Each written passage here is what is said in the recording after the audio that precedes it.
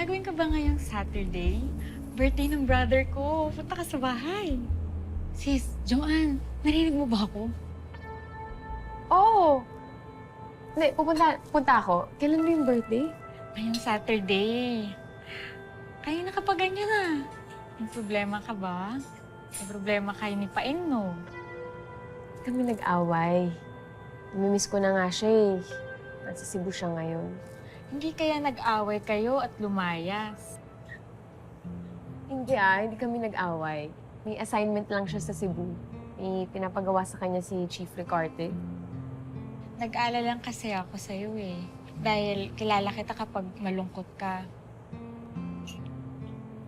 Alam mo, malungkot lang ako kasi hanggang ngayon hindi ko pa rin mahanap yung kwintas ko.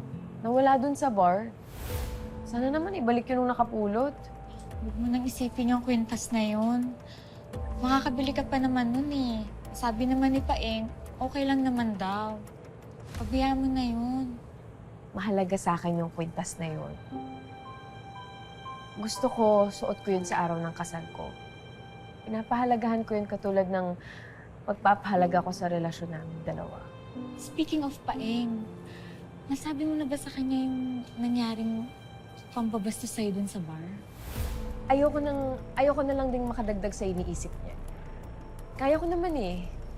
Siguro kung binasus ulit ako ng lalaki yun, isusumbong ko siya sa pulis. Turuan mo ng leksyon yung mga manyak na yan para mabawasan yung manyak dito sa mundo. Para maturuan niya ng leksyon.